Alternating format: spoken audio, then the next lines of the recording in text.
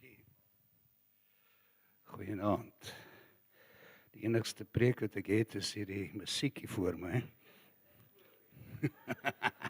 Ek kan dit sing. Ek weet nie of julle sal huis toe hardloop nie, maar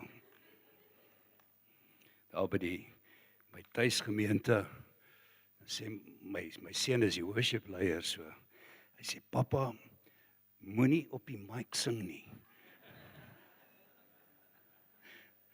Nou die klankmanne weet as ek opkom en ek probeer sing, dan sit hulle die volume af. So my sang is net vir persoonlike gebruik.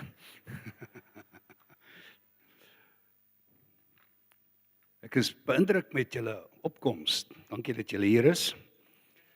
En jy weet die boodskap van die Bybel is duidelik. Jy kry niks sonder opoffering nie.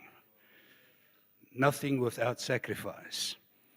En opoffering beteken jy sit tyd uit, geld uit, moeite uit om iets te doen of te kry. So jou teenwoordigheid hier vanaand sê jy het moeite gedoen en die Here sien jou hart en ek glo hy wil jou ontmoet op die vlak van jou behoefte en hy wil iets uniek vir jou doen. Amen. En ek het 'n baie eenvoudige woord vanaand, maar ek wil die Heilige Gees vertrou om elkeen van julle aan te raak. Want meer as wat 'n klomp prediking kan doen, wil die Heilige Gees jou ontvanklikheid groter maak. Jy weet as ons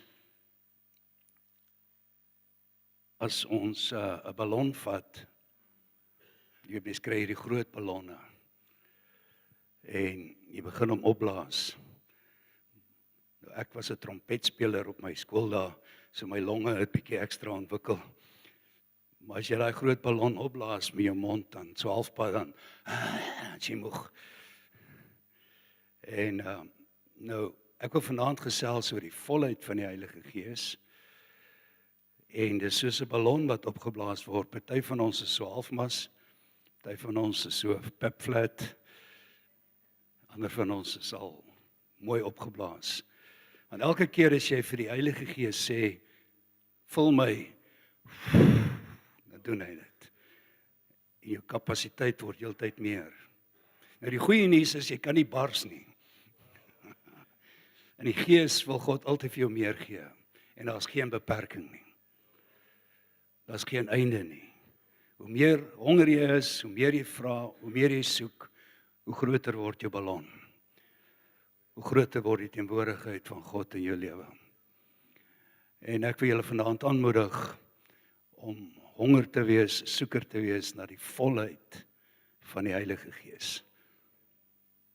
Nou ek weet nie mooi om dit te definieer, wat is die volheid nie, want daar is nie 'n einde nie.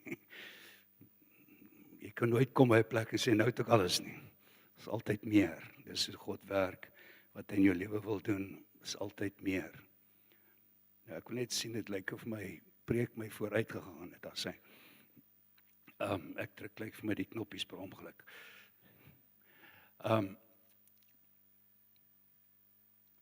Die volheid van die Heilige Gees is 'n onderwerp wat my nogal oor die jare tikkel om te wonder, wat beteken dit? Hoe kry ek dit? Want ek lees in die Bybel soveel daarvan en dan sê ek maar, Here, dis wat ek soek. Ek weet nie wat ek moet doen om dit te kry nie, maar ek soek dit. En ons het nie die volle antwoord nie, maar ons het dan ten minste 'n paar beginsels wat ons kan toepas. En alles in die woord is afhanklik van jou oorgawe, jou surrender. The more I surrender, the more God will meet me on the level of my hunger. Hy kom en hy ontmoet jou.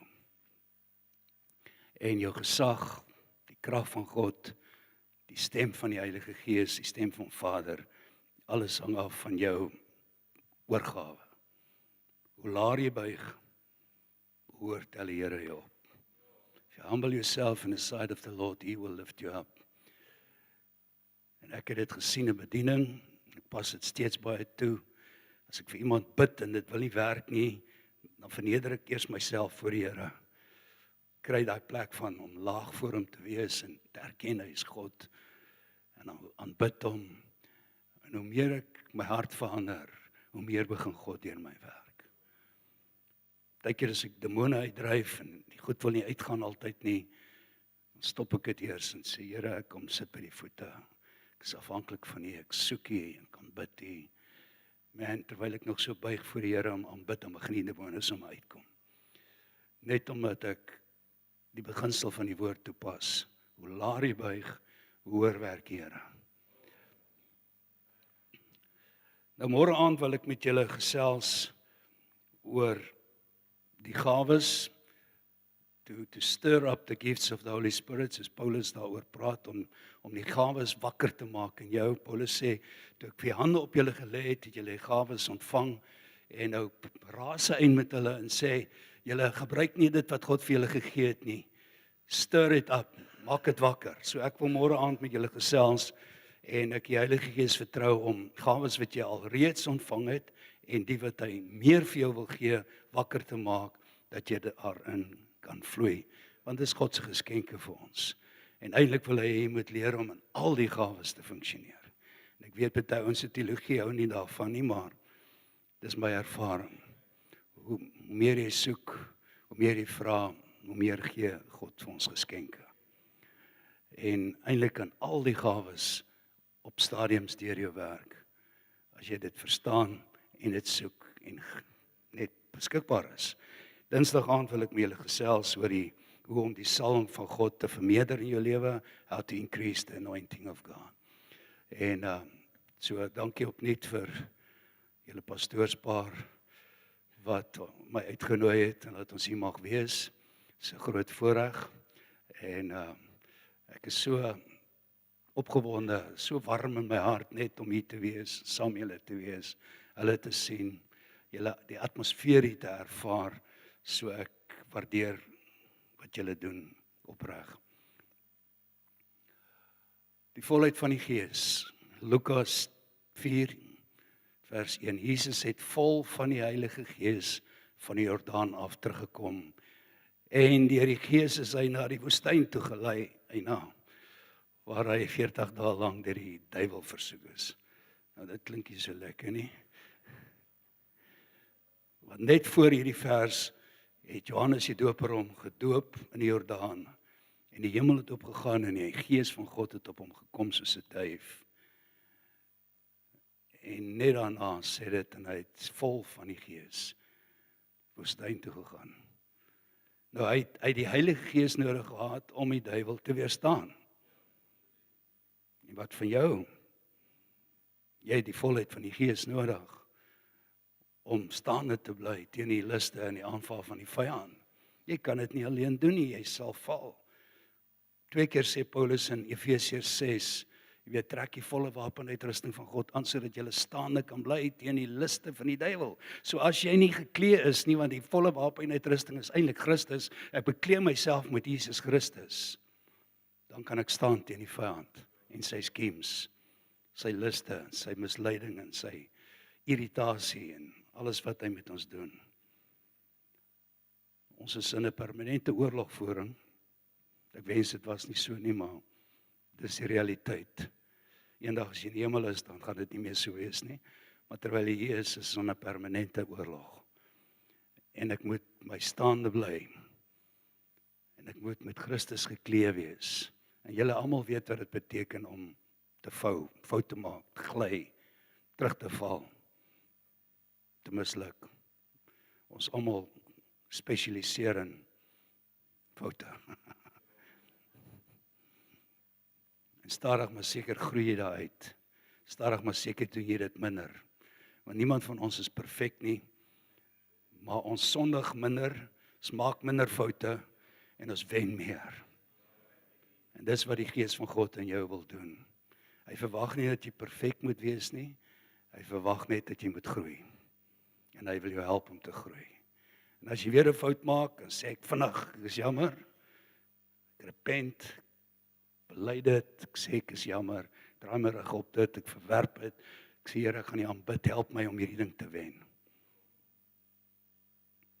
Dis ons daaglikse aktiwiteit. Nou ek wil 'n klompie versies vir julle lees, net om julle aan te moedig dat ek en jy is 'n kandidaat vir groei en ontwikkeling. Nou die Bybel sê in Lukas 2:52 dat Jesus het gegroei of hy toegeneem. Hy gebruik eintlik die woord hy toegeneem. He increased in guns, charis, wat die plek se naam is. Hy toegeneem in guns by God en by mense. Nou ek verstaan nie heeltemal hoe dit werk nie, maar dis wat daar staan. Dat ek kan toeneem in guns by God. Dis dit moontlik as ek dis wat ek soek.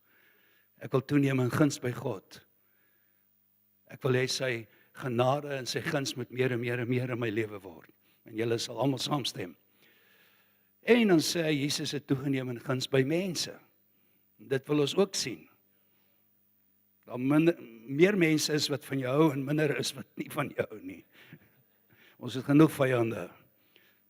Maar ons wil, jy sien hoe meer ek verander en die sagtheid en die mooiheid van Jesus begin in my lewe wys, hoe meer hou mense van jou. Behalwe die duiwel sal nou nie van jou hou nie. En sy kinders. Maar die feit is, God wil jou laat groei. Jy moet toeneem. En ek wil dit weer terugbring na jou toe. Ek wil nie net hê jy moet dink dis oulik nie.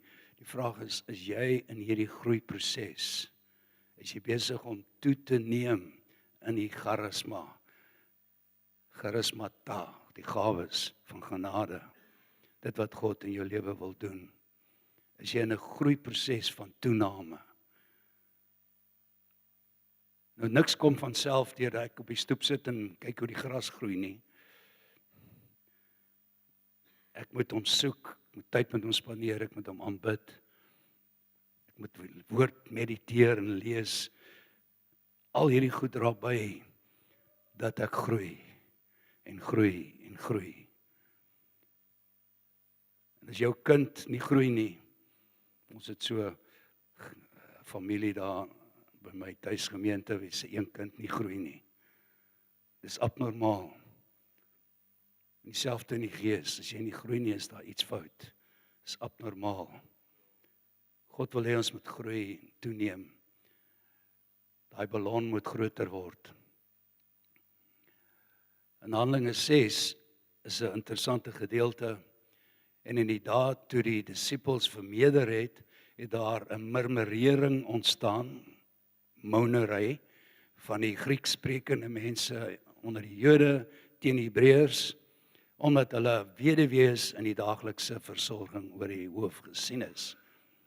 En die 12, dis nou die disippels of apostels, en die menigte van die disippels byeengeroep en gesê, of van die disippels byeengeroep gesê, dis nie reg dat ons die woord van God nalat om die tafels te bedien nie. Nou die tafels bedien beteken om versorging te doen en pastorale werk te doen nie, want hulle het nou gesê, hulle moet die woord verkondig, hulle moet bid. Nou vers 3 sê, kyk dan uit broeders, na 7 manne uit julle, wat goeie getuienis en vol van die Heilige Gees is, en wysheid, wat ons oor hierdie nodige saak kan aanstel, maar ons sal dan volhard in die gebed en die bediening van die woord. En die woord het byval gevind by die hele menigte, en hulle het gekies, Stefanus, 'n man vol van geloof en vol van die Heilige Gees, en so aan Filippus en 'n paar ander. Nou ek wil net die beginsel uithaal. Hulle werk was om tussen die hele gemeente, wat nou al 'n paar duisend was op daai stadium, manne te soek wat vol van die Gees is. Nou hoe weet 'n mens wanneer iemand vol van die Gees is? Sy lewe moet dit demonstreer. En hulle het 'n handvol uitgekies. En nou draai ek daai beginsel om na my en jou toe. As ons nou sê in hierdie gemeente, kom ons kies 10 ouens uit wat vol is van die Heilige Gees. Hoe gaan ons dit weet? Gaan jy een van hulle wees? God wil hê ons moet almal vol van die Heilige Gees wees. Dis nie vol kennis nie, meer Bybelversies nie. Dit gaan oor die teenwoordigheid van God in my lewe. Dat mense hom ervaar, hom sien, uit dit wat jy is, wat jy sê, hoe jy funksioneer, hoe vriendelik jy is, hoe sag jy is, hoe innemend jy is, hoe liefdevol jy is. Alles gaan wys oor die volheid van die Heilige Gees. Hoe groot hierdie ballon opgeblaas is. Want dis waarom het gaan. Hoeveel van hom is in jou lewe aktief, sigbaar? Dus soos ek vanoggend gesê het, as party ouens vol van die Gees is, dan was daar ander ouens wat halfvol was van die Gees en ander was leeg van die Gees. Dis die implikasie. Nie almal was vol nie. So hulle het net 'n handvol kon kies, ander was nie op daai vlak nie. Nou, dit gaan nie oor die negativiteit nie, dit gaan oor hoe lyk jou lewe, hoe ver het jy gegroei? Is jy bekend dat jy vol van die Heilige Gees is? En ek wil wees. Ek wil sê, Here, hier's ek, vul my op, blaas hierdie ballon groot op. Ek wil sigbaar wees terwille van die koninkryk, dat mense weet wat hulle by my kan kry. En die vyand moet ook weet met wie hy te doen kry. In Efesiërs 5:18 is bekende gedeelte wat sê, moenie deur wyn bedwelm raak nie, of die ander vertaling sê, moenie dronk word van wyn nie. Nou, ek weet, ek praat nou met die ouens daar buite, is nie julle nie. Daardeur ontstaan losbandigheid. Inteendeel, wees vol van die Gees, of word vol deur die Gees. Terwyl julle onder mekaar praat met die woorde van psalms, of sing onder mekaar met psalms, lofsange en geestelike liedere. So dis 'n baie duidelike uitdaging. Nou as jy 'n dronk ou sien, en almal van ons het nou al 'n dronk ou gesien, hopelik is dit nie jou maatjie nie. Iemand wat te veel gedrink het, hoe hulle beheer verloor, goed sê wat jy nie moet sê nie, skree, vloek, skel, goeters aanvang, miskien het jy in so tipe huis groot geword. En nou hier kom Paulus en hy vergelyk dit met die Heilige Gees in jou. Word vervul met die Heilige Gees. So die indruk is, 'n ou wat vol is van die Heilige Gees kan vir die ouens daar buitekant lyk asof jy bietjie koekoes is. Jy bietjie snaakse goed doen. Nou wil ek nie net sê dis omdat, weet, as die Gees van God op jou kom en jy val om, of jy lê en lag, of iets gebeur met jou wat snaaks is. En ek het al snaakse goed gesien met die Gees van die Here op mense. En ouens wat rondrol, en baie keer is dit die Gees van die Here wat werk, maar die manifestasie is demone wat uitkom. Wanneer die Gees van die Here in jou werk, dan word jy 'n nuwe mens, 'n ander mens. Jou gedrag verander.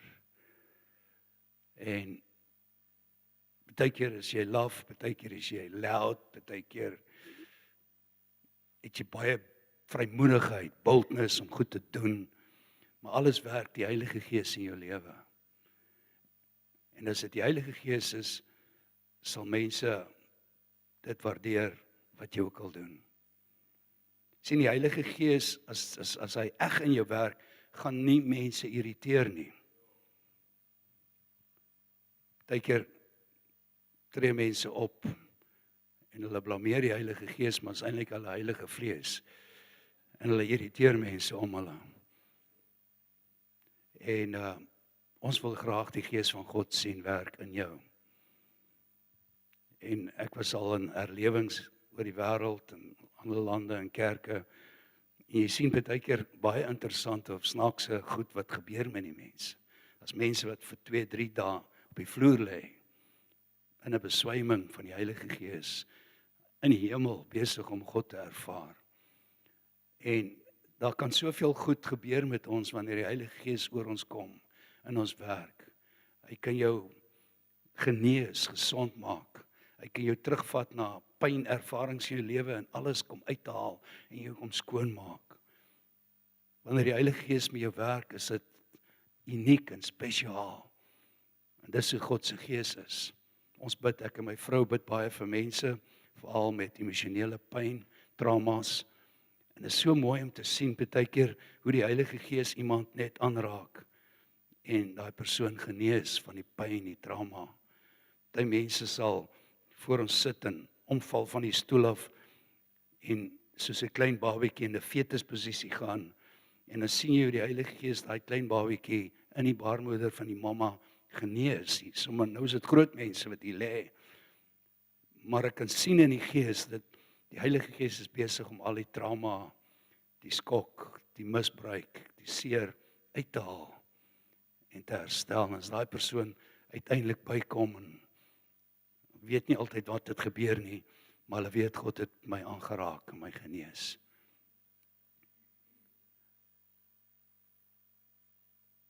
Die feit is net, soos wat 'n dronk ou om oorgee aan die alkohol,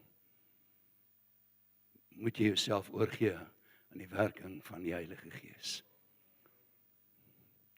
En as jou beste vriend bietjie dronk lyk, en jy weet hy het nie gedrink nie, miskien moet jy oorweeg dat dit dalk die Heilige Gees is wat in hom werk, of haar werk. God wil baie uniek met ons werk. En Jesus is vir ons die ultimate voorbeeld, die hele tyd. Ons leer by hom, ons kyk na hom. Paulus sê dan Kolossense 2, want in hom, Jesus, is al die volheid van God liggaamlik. Nou dit is bietjie 'n moeilike sin. In die Engels sê, for in him dwells all the fullness of God, the Godhead bodily. Bodily means liggaamlik, fisies. In Jesus het die volheid van God gemanifesteer in die fisiese. Nou, ons koppies is bietjie klein om die totale prentjie te verstaan. Maar wat ons verstaan is dat God in sy volheid in sy seun ingekom het. Dis nadat hy volkome mens geword het, is hy vervul met die Heilige Gees. En God se volheid, sy teenwoordigheid het in hom sigbaar begin word. Dis nie dat Jesus minder God gewees het omdat hy mens is nie, maar hy moes volkome mens word, soos ons is, en kon sterf in jou plek, of al jou sondes op hom kon neem. En nou wil ek 'n toepassing maak op onsself, op jou, my, waar ons kan ervaar dat God in sy volheid, in my gees, my siel, my liggaam, homself kom openbaar, en dat ek leer om hom te ervaar. En soos wat die Gees van God Jesus uit die graf uit opgewek het, die Bybel sê dieselfde krag waarmee Jesus uit die dood het opgewek het, is die krag wat in my en jou werk. So as Jesus die wonderlike ervaring kon hê om deur die Gees van God en ook die Gees van homself uit die dood uit opgewek te word, om te lewe, dieselfde werking van God wil hy in jou doen, bonatuurlik, en jou opwek uit jou dooie geestelike lewe, om in die gees te kan lewe vir hom, en die volheid te kan demonstreer. Een van my gebede is, soos wat Jesus Johannes 3 verduidelik, God het hom Jesus immers gestuur, en hy spreek die woorde van God, want God gee hom sy gees sonder enige beperking. Spirit without measure. So Jesus het die volheid van die Heilige Gees gehad, en dan vergelyk ons dit met onsself, en sê, Here, dis waar ek wil kom. Nou, die Gees sonder perke kan ons nie mooi gaan definieer nie, want ons weet ook nie mooi wat dit volheid beteken nie, maar wat dit ook al is, dit wil dit sê. Ek wil die Gees van God hê wat onbeperk in my werk en kan doen net wat hy wil. Ver bo in my denke, ver bo in my verwagting, ver bo my tradisie, my opinies, dat God se Gees in my kan werk soos wat hy in sy seun Jesus gewerk het. Nou ek wil 'n oomblik stil staan, want by hierdie hele onderwerp van wat beteken dit om die volheid van die Gees van God in my te hê, die volheid van God. En terwyl ek daaroor gebid het, toe vat die Here my na 'n klomp skrifte wat gaan oor die 7 geeste van God, wat ook 'n bietjie moeilike onderwerp is, maar ek hoop ons kan dit baie eenvoudig prakties maak. Want ek het die Here gevra, wat beteken dit dat ek die volheid van U Gees het? Toe vat die Here my na hierdie beginsel toe, wat klomp skrifte in die Bybel het, wat sê, die Gees van God funksioneer as 'n 7voudige Gees. Dis nie 7 geeste nie, dis een Heilige Gees wat 7voudig werk in ons. En ek het dit gaan bestudeer om te sê, okay, Here, verduidelik my wat beteken dit, hierdie 7voudige werking van die Gees in my lewe. Want vir my beteken dit, iewers wil die Here vir my sê, as jy my volheid soek, moet jy verstaan dat die volheid van die 7 geeste van God, soos hy dit beskryf, moet in jou lewe werksaam wees. Jy moet jouself oopstel vir die volheid, die volle karakter, die volle funksie, die volle werking, die 7voudige vloei van die Heilige Gees in jou lewe. So ek wil 'n oomblik daarin raak en ek bid dat jy begrip kry en 'n soeker word vanaand as ons dit oor jou gaan bid. Want ek wil vanaand vir ons almal saam bid en my helpers gaan my kom help bid, dat vir elkeen wat wil groei en ontvang in die volheid van die Gees, dat ons vir jou kan bid. Te sê, Here, gee hom en haar meer. Blaas hierdie ballon op. En maak nie saak of die Here jou net bietjie opblaas vanaand nie, ander aande en weke meer en meer, maar hy wil begin. En jy gaan sê, hier's ek, Here, ek is beskikbaar vir U Gees om in my meer en meer en meer te werk. So kom ons lees so 'n paar skrifte daarvan, Jesaja 11 vers 2, en op hom sal die Gees van die Here rus. Nou dis dieselfde skrif wat ons in Jesaja 61 kry, waar Jesus later aangehaal het, die Gees van die Here is op my, hy het my gesalf om die blye boodskap te bring, en dan gaan hy voort om gebroke harte te genees, om die gevangenes vry te laat. Maar hy sê die Gees van die Here is op my. En nou gaan ons nou kyk wat beteken dit as die Gees van die Here op jou rus op hierdie manier, want dis die Heilige Gees vir toerusting vir jou bediening. Hy kom lê sy hande op jou, en soos wat Jesus daai skrif gelees het, toe daar in Nasaret in die sinagoge is, toe lees hy daai skrif van die Gees van die Here is op my. En op dieselfde manier wil God se Gees op jou wees. Die Gees van toerusting vir bediening. Gees wat jou bekragtig en bevoeg maak om te doen waarvoor hy jou geroep het. Nou kom ons kyk na die 7 geeste. Ek gaan dit hier lees, want daar is dit so bietjie fyn. Openbaring 1 vers 4, Johannes aan die 7 gemeentes in Asië, genade vir julle en vrede van hom wat is en wat was en wat kom, en van die 7 geeste wat voor sy troon is. Hoofstuk 3 vers 1, en skryf aan die engel van die gemeente in Sardes, dit sê hy wat die 7 geeste van God en die 7 sterre het, ek ken jou werke, dat jy die naam het en dat jy leef en jy is dood. Maar dit is nie so positief nie. Dat hele hoofstuk 3 gaan oor, jy's lou, jy's koud en jy het my mond uitspuug en dit is hoe die Here ons kyk, hy toets jou. Dis daai dipstick toets, jy weet, hoeveel olie het jy in jou? Hoeveel Heilige Gees het jy in jou?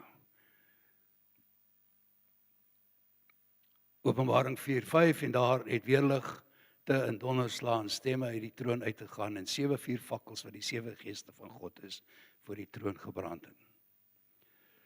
5 vers 6, en ek het gesien en kyk in die middel van die troon, en die 4 lewende wesens in die middel van die ouderlinge staan daar 'n lam asof hy geslag is. Dis natuurlik Jesus met 7 horings en 7 oë, wat die 7 geeste van God is, wat uitgestuur is oor die hele aarde. Nou hierdie is alles simboliek, en mens moet regtig onderskeiding hê om al die simboliek te verstaan, want dis hoe die boek geskryf is met simboliek. Maar hierdie hele boek van Openbaring gaan oor Jesus. Alles gaan oor Jesus.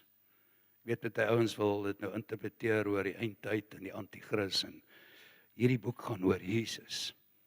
As jy die eerste hoofstukke lees en sê dit hierdie is 'n openbaring van Jesus Christus. So ons moet ons brilletjies opsit om te sien, maar ek wil verstaan hoe werk Jesus en sy Heilige Gees, die lam wat geslag is. Nou, in hierdie konteks praat hy van die 7 geeste. Die eerste een is die Gees van die Here, vrymoedigheid om te doen waarvoor God jou geroep het. Hy praat van 'n gees van wysheid, gees van insig, gees van counsel, raadgewing of bemoediging, gees van krag of mag, Handelinge 1:8, krag sal oor jou kom, as die gees van God op jou kom, die gees van kennis, gees van vrees van die Here, en vrees van die Here is respek, maar dit kom tot uiting in my worship, my aanbidding. Hoe meer jy die gees van vrees op jou het, die Bybel praat van vrees die Here, aanbid ek hom, eer hom, en dis waar ware aanbidders gesien word. En hierdie funksies van die Heilige Gees in my lewe is so uiters noodsaaklik, dat ek my oopstel vir die Heilige Gees wat op my rus, wat my toerus vir my taak. Ek onthou net nadat ek tot bekering gekom het, in my soeke, en ek sê, Here, wat is u roeping op my lewe? Toe vat hy my na Jesaja 61 toe, daai hele skrif van die Gees van die Here is op my.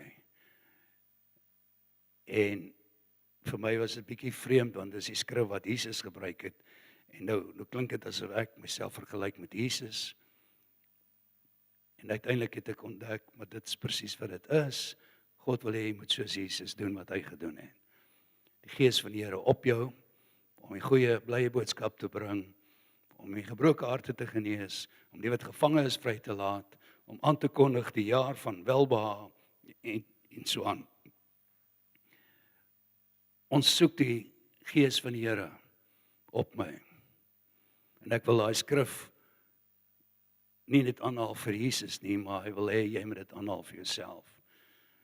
Selfs na vanaand dat jy Jesaja 61 gaan vat, daai vers, en dit gaan bely oor jouself. Die Gees van die Here is oor my, op my. En hy het my gesalf. Nou môre aand gaan ons praat, oormôre aand, oor die salwing en hoe om die salwing te verhoog. Maar die salwing is die manifestasie van die Gees van God in jou lewe. Dis soos olie wat oor jou loop. Salwing, dieselfde woord vir salwing is olie. En God wil die olie oor jou lewe net intensifieer, meer maak. Die Here het my gesalf. Die Gees van die Here is op my.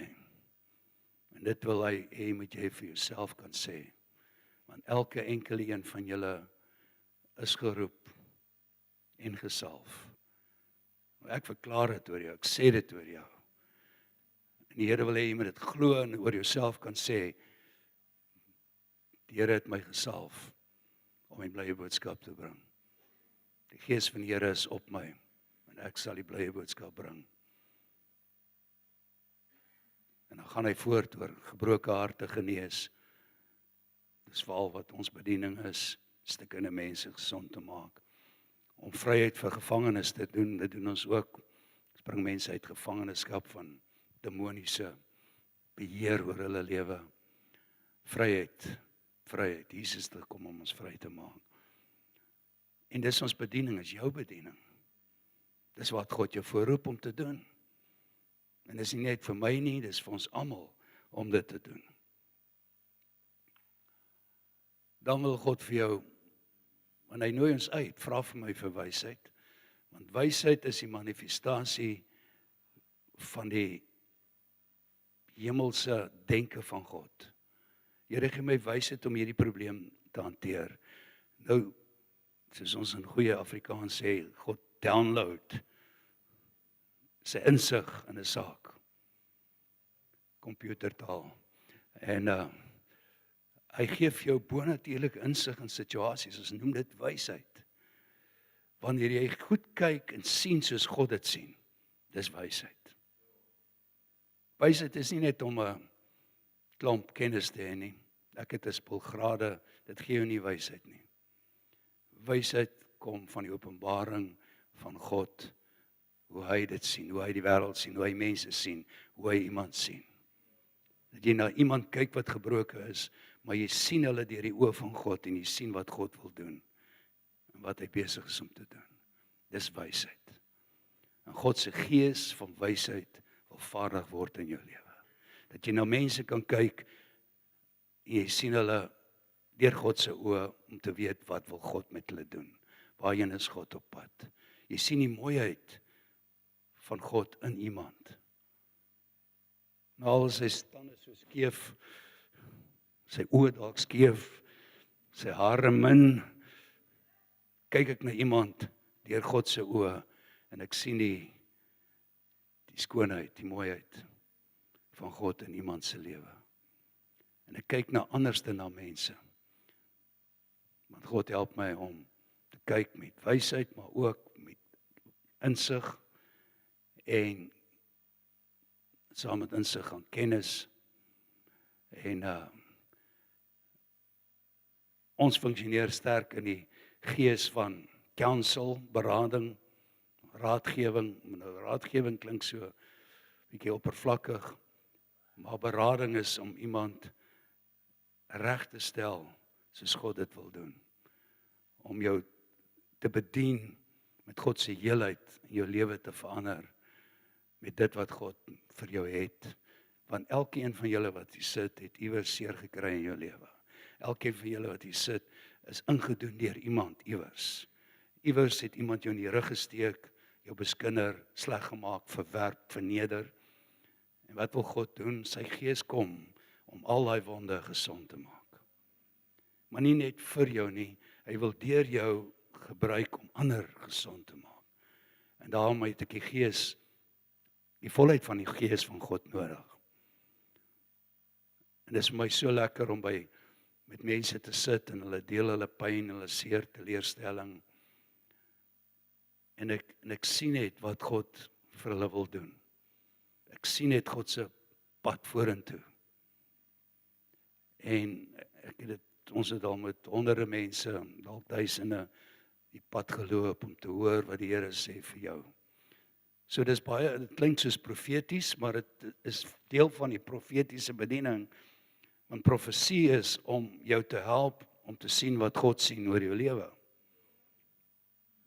En elkeen van ons behoort te kan profeteer, soos die Bybel sê. Maar ons het die gees van God nodig op elke vlak wat deur jou kan werk. Want ek wil na mense kyk soos wat Abba Vader na hulle kyk.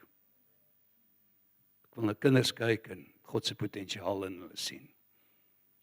Ek wil na manne en vroue kyk en ek wil sien wat wil God hulle verder doen. Waarheen, hoe, wanneer. Plaas laat ons krities na mense kyk, om na mense te kyk deur God se oë en God se potensiaal in hulle lewe te sien. Maar jy het die gees van God nodig om op daai vlak te funksioneer. Die gees van krag of mag, dis 'n maklike een, want Handelinge 1:8 sê die krag van God sal oor jou kom, wanneer die gees van God op jou is, daai dunamis krag, en ons almal soek dit. Nie almal funksioneer daarin nie. Vir my was dit 'n fenominale ervaring, toe ek vervul is met die Heilige Gees, om te sien hoe God se krag en ander fasette deur my begin werk. Hoe ek goed kon onthou, Bybelversies kon aanhaal, ek kon bid met passie, wat ek nooit kon doen nie, ek was te skaam om te bid. Ek kon met mense praat oor God, wat ek nooit kon doen nie. En skielik het God se krag in werking gekom, op elke faset van my lewe. En hy het dit beloof, maar wanneer die Heilige Gees oor jou kom, sal jy krag ontvang. En jy sal my getuies wees, dit beteken, jy gaan begin praat. God maak jou mond oop, hy gee jou vermoë. Dink aan nou Petrus, wat een oomblik nog vir mense gesê het, ek ken hom nie. Hy het Jesus 3 keer verloon voor mense. Paar dae later, 'n hele paar dae later, toe staan hy voor duisende en hy preek vir hulle oor Jesus, sonder vrees. Hy het so verander, 'n nuwe man geword. En dis wat die Heilige Gees in jou lewe doen. Hy vat jou weg van vrees en hy maak vir jou dinamiese, vrymoedige, bold persoon. Sonder vrees kan jy praat en optree en goed sê en goed doen. En dis nie net vir pastore of in die kerksituasie nie, dis vir elke situasie. Ek hoor van mense wat ek ken wat by sy werk in 'n vergadering sit en die wysheid van God vloei deur hom en hy gee 'n oplossing vir die probleem wat in die besigheid is. En hy tree op met boldness, sterkte, om te sê ons moet dit doen en dit doen en dit doen. En mense wonder, wow, waar kom jy vandaan? Wie het dit vir jou gesê? Jy sien, alles wat die Gees van God wil doen, wil hy op elke terrein doen. Jy kan by die skool sit, in die universiteit sit, enige plek waar jy is, God se Gees wil deur jou kragtig werk, om vir jou in staat te stel om te doen wat God wil doen. En ek is afhanklik van hom om dit te doen. Die Gees van kennis is om te verstaan, te sien. En dan die Gees van vrees van die Here het te klaar verduidelik. Dit is, as die Bybel praat van vrees die Here, het ek vir die Here gevra, wat beteken vrees van die? Vrees die Here? Moet ons bang wees vir hom? Nee. Daai tipe vrees is aanbidding. Ek eer hom, ek worship hom. En miskien is dit die Here wat jou bel, sê groete. Hy wil net vir jou sê, sit jou foon af.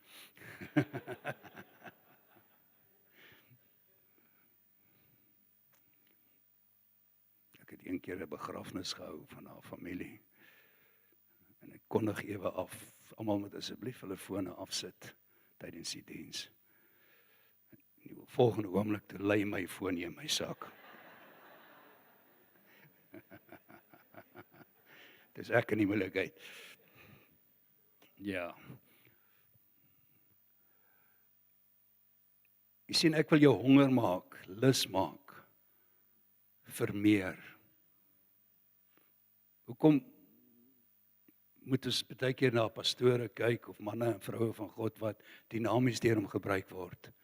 Wat van jou? Want alles wat in God is en alles wat in Jesus is, wil hy deur jou lewe laat funksioneer. Jy hoef nie agter in die ry te staan nie. Ons is almal dieselfde. En God se plan vir ons is dieselfde. Hy wil elkeen gebruik. Ek onthou die eerste keer toe ek iemand na Jesus toe gelei het, was so rukkie na ek tot bekering gekom het, was ek by 'n kamp en ek het die voorreg gehad om 3 sissies saam met hulle te bid en hulle na Jesus toe te lei en vir hulle te help om Jesus in hulle lewe in te nooi. Man, ek het so goed gevoel. Eerste keer in my lewe help ek iemand om Jesus in hulle lewe in te kry.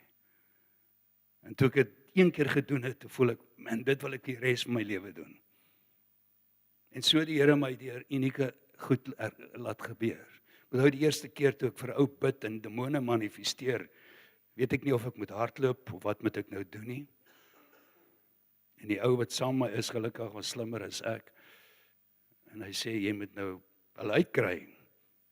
Bid dit, sê dit. En daai gevoel van toe ek vir daai demone sê in die naam van Jesus, los hom en kom uit hom uit. En waar gat hulle uit met 'n lawaai. En ek voel, wow. Ek is nie sommer van hier rond mee nie. Ek is nou gestuur. Nou, ons weet, dis nie ek nie, maar Jesus. Maar net daai gevoel van, God het my gebruik. En so wil God jou gebruik, op unieke maniere, waar jy net vir iemand kan bid en iets gebeur. Iemand hande oplê en hy word gesond.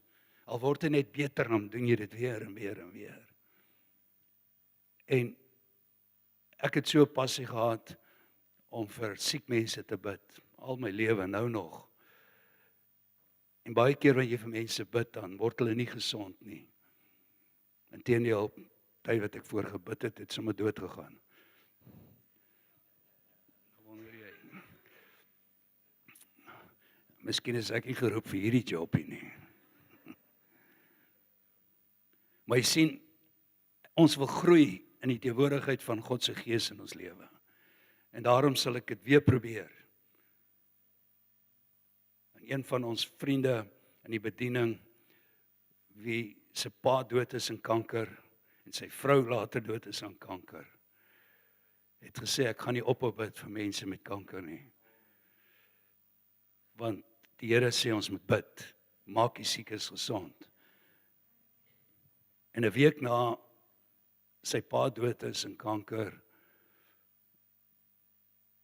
toe sê hy 'n diens en hy sê almal wat kanker het of daarmee sukkel of staan en hy bid, meer as 30 mense het gesond geword in een diens. En net die vorige week is sy pa dood aan kanker. Maar hy het besluit, ek gaan nie ophou nie. Ek sal bly bid, ek gaan die Here bly vertrou. En dis soos geloof groei, dis soos die teenwoordigheid van God in ons groei.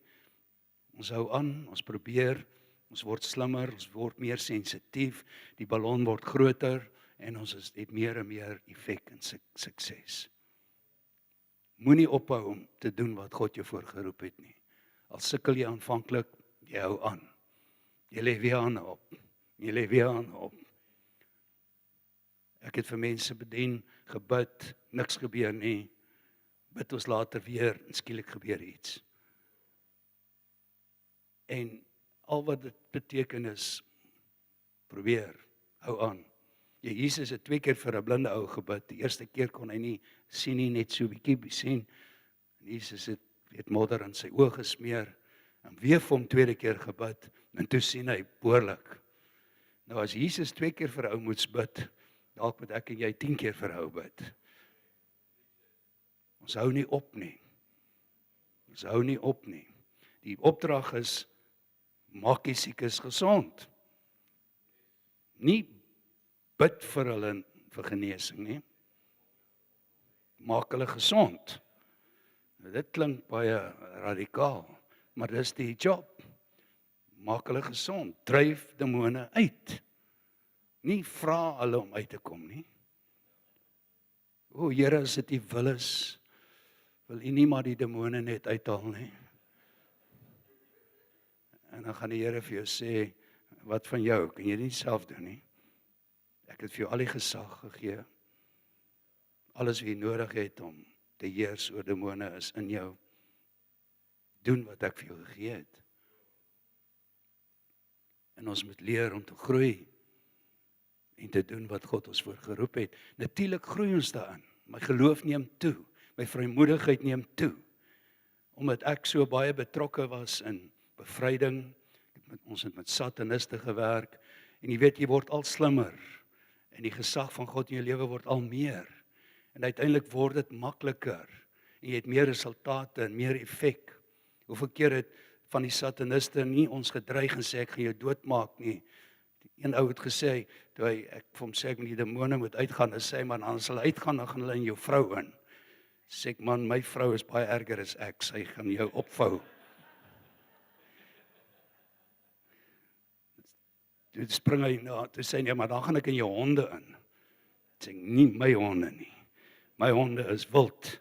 Ek het seker daai tyd wolwe gehad, seker groot is. En allerhande stories. Ek moes leer en groei in my gesag in die Here. Sataniste het vir ons gesê, waar kry julle die krag? Daar in kerke wat hulle werk, daar waar hulle was, is die mense flou. Hulle het nie krag nie. Vra hulle my, waar kry jy die krag waarmee jy opereer? Dink ek tog almal het dit. Ons het niks meer as wat Jesus sê ons het nie, en ons doen net ons job. Maar daar's 'n verskil tussen genuine Jesus te dien en om te ken en om godsdienst te bedryf. ongelukkig meeste kerke of baie kerke bedryf godsdiens, maar is nie besig met Jesus en die Heilige Gees nie. Ek sê dit sensitief, ek wil nie kritiseer nie. Maar jy sien as jy nie in die volheid van God leef en doen, gaan die vyand sien wat in jou lewe aangaan en wat is tekort in jou. Toe Paulus bedien het daar in Efese, in Handelinge, as ek reg onthou 19, of nee, iets 19, is daar 7 seuns van Skewa, wat vol demone was, en ouens wat nie Christene was nie, het dit probeer uitdryf. En die demone het op hulle gespring en gesê, ons weet wie Paulus is, ons weet wie Jesus is, wie is julle? Nou ons het dit baie aan die bediening gekry, dat ouens vir demone wil uitdryf, en hulle kry dit nie reg nie, en dan kom hulle by ons, dan sit uit. En wonder ek nou, wat is die verskil tussen my en daai ouens? Dit gaan oor die openbaring van Jesus in jou lewe, die begrip van gesag, en God wil dit wat hy in jou kom doen het, vermeerder, laat toeneem. En ek wil nie maak asof ek nou Superman is nie, ons almal is in Christus dieselfde.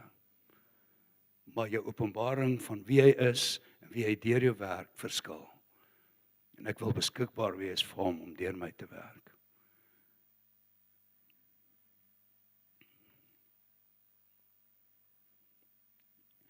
Efesiërs 3 vers 16 is nou 'n mond vol hierso, maar dit is so 'n mooi skrif wat Paulus skryf. Ek bid dat hy deur sy gees uit die rykdom van sy heerlikheid aan julle die krag sal gee om innerlik sterk te word, dat Christus deur die geloof in julle harte sal woon, en dat julle in liefde gewortel en gegrondves sal wees.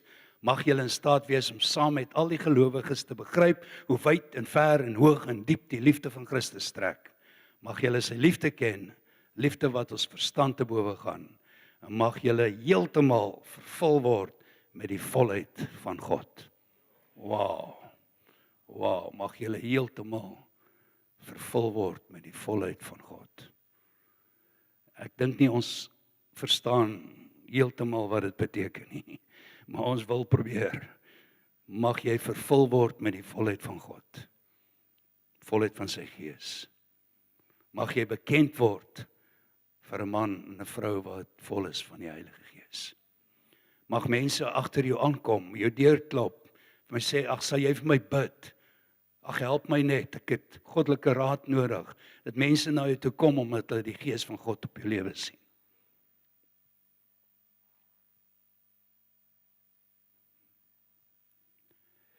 Nou ek wil vanaand vir julle bid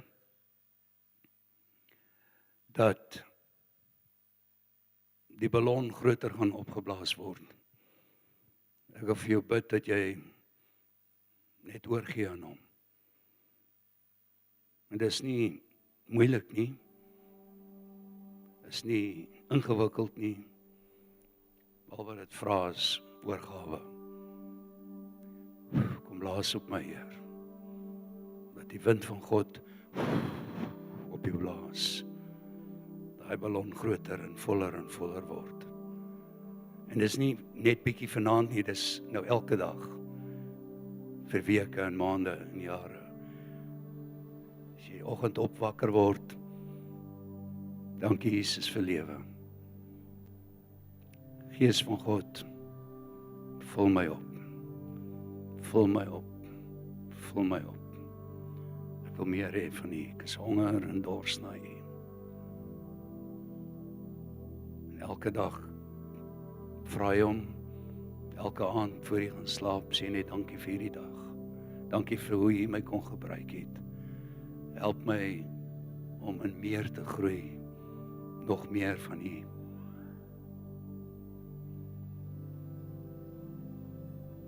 Kan ek vir julle bid? Nou julle helpers gaan my help, want ek wil uitnodiging doen. Nou, uiteraard kan nie almal van julle vorentoe kom nie.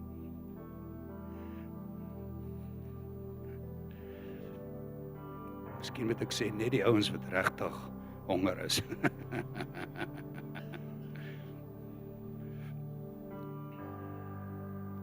As jy voel die Here praat met jou en jy het 'n diep hongerte in jou hart vir die teenwoordigheid en die uitstorting en die vervulling van die Heilige Gees.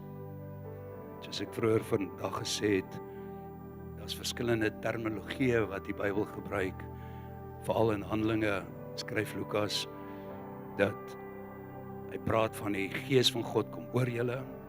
Hy sê hulle was vervul met die Heilige Gees. Hy sê die Heilige Gees het op hulle geval. Die Heilige Gees het onder hulle gewerk en hy het verskillende funksies van die Gees, maar alles is dieselfde. Dit gaan oor die Gees in my. En die Gees bring Jesus in die Vader om 'n werklikheid in my lede te wees. Die Heilige Gees is die Gees van Jesus, is die Gees van Vader. So wanneer die Heilige Gees in jou werk, dan word die drie eenheid 'n groter werklikheid. Jy kan Vader se stem hoor, jy kan Jesus se stem hoor, jy kan sy liefde ervaar en jy funksioneer saam met hom. So as jy honger is en jy voel gereed, sonder dat jy hoef perfek te wees. Ek vra jy moet net staan waar jy is. Kom ons begin daar. Jy kan staan as jy wil.